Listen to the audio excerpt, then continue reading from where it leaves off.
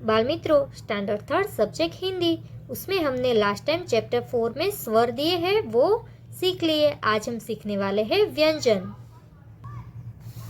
मैंने यहाँ पे हेडिंग दिया है व्यंजन क टू ज्ञ। सबसे पहला व्यंजन आता है क से कबूतर, क से कमल। क से क्या बनता है? कबूतर, जिसे इंग्लिश में कहते हैं पिजन। क से कमल यानी कि लोटस। सेकंड आता है खटमल, ख से खटमल यानी कि बेडबग।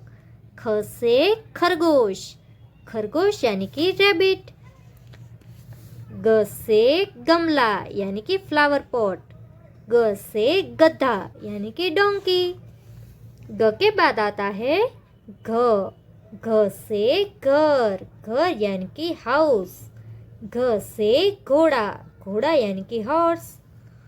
घ के बाद आता है अनुस्वार, लेकिन ये जो अनुस्वार है जिससे कोई भी शब्द नहीं बनता है, लेकिन उसको किस तरह से यूज किया जाता है? जो भी शब्द हो, शब्द के ऊपर इसे बिंदी के स्वरूप में जोड़ा जाता है, जिससे शब्द की ध्वनि चेंज होती है। तो ये है अनुस्वार। इससे यहाँ पे 2 एग्जाम्पल दिए हैं। पतंग, गंगा, यानी कि दोनों में देखिए आपको यहाँ पे डॉट दिख रहा है, ये है अनुस्वार, पतंग और गंगा।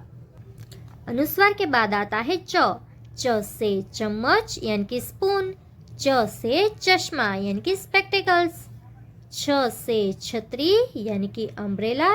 छ से छत, तो उसे क्या कहते हैं इंग्लिश में? रूफ। ज से जहाज, शिप। ज से जग, जग को इंग्लिश में भी जग ही कहते हैं।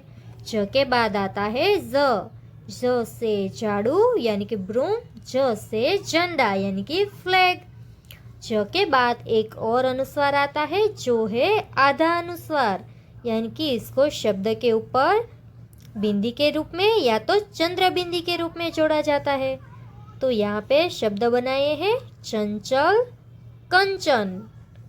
एक बार फिर से रीड करती हूँ, चंचल, कंचन। ये है वो आधा अनुस्वार कहलाता है। उसके बाद आता है ट से टमाटर यानी कि टोमेटो। ट से टब, टब को इंग्लिश में भी टब ही कहते हैं। ठ से ठठेरा यानी कि टिंकर। ठ से ठेला यानी कि हैंड कार्ट। ड से बनेगा डाकिया यानी कि पोस्टमैन। तो ड से बनता है डाल यानी कि ब्रांच, पेड़ की जो डाली होती है वो।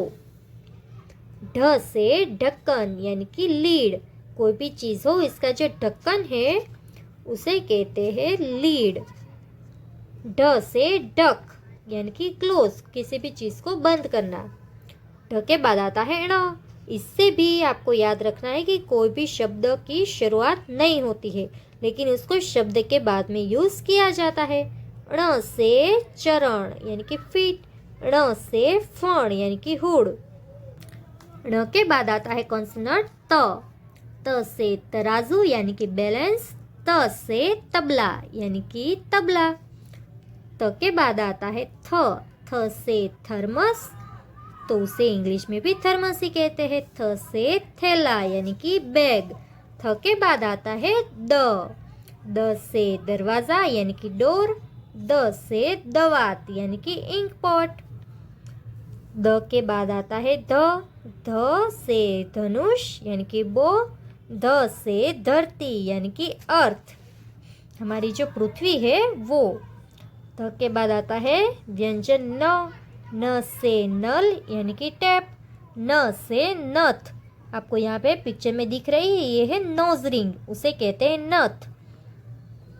और न के बाद कौन सा व्यंजन आता है? प से पतंग यानी कि काइट। प से पक्षी यानी कि बर्ड। फ से फल, तो उसे कहते हैं फ्रूट्स। फ से फसल यानी कि क्रॉप। फ के बाद आता है ब से बस, बस को इंग्लिश में भी बस ही कहते हैं। ब से बतख, तो उसे कहते हैं डक, DUCK, डक। भ से भालू, भालू यानी कि बेर। भ से भगत यानी कि सेज। म से मछली, उसे कहते हैं फिश, तो म से और क्या बनता है? मगर यानी कि क्रोकोडाइल। और स्टूडेंट्स, आपको याद होगा म के बाद आता है य से यान। यान का मतलब होता है एरोप्लेन। य से यंत्र यानी कि मशीन। र से रस यानी कि जूस। तो र से और क्या बनता है जो आप रेगुलर इस्तेमाल करते हैं? रबड़ यानी कि इरेजर। ल से लकड़ी यानी कि वुड। ल से लड़का तो उसे कहते हैं बॉय। व से वक, वक को कहते हैं क्रेन। और व से बनता है वन तो उसे कहते हैं फॉरेस्ट। आगे आता है श से शलगम टर्निप। श से शहद यानी कि हनी। स से षटकोण यानी कि हेक्सागोन। स से षट यानी कि सिक्स। सिक्स को क्या कहते हैं? षट। स से सड़क, सड़क यानी कि रोड। स से सर्कस तो उसे इंग्लिश में भी सर्कस कहते हैं। आप कई बार सर्कस में गए होंगे। तो वो कहाँ से स्टार्ट होता है? स। आगे है ह से हल, उसे इंग्लिश में कहते हैं प्लाव। ह से हाथी यानी कि एलिफेंट। अब आता है क्ष पर। क्ष से क्षत्रिय यानी कि वॉरियर।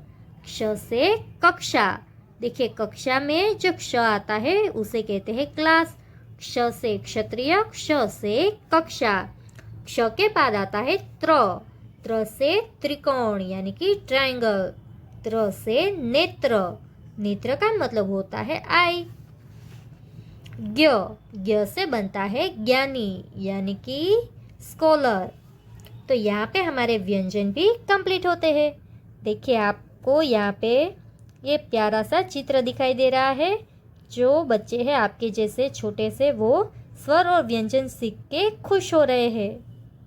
आपको भी ये स्वर और व्यंजन सीख के इस तरह से खेलना कूदना है, लेकिन सबसे पहले पढ़ाई भी ज़रूरी है।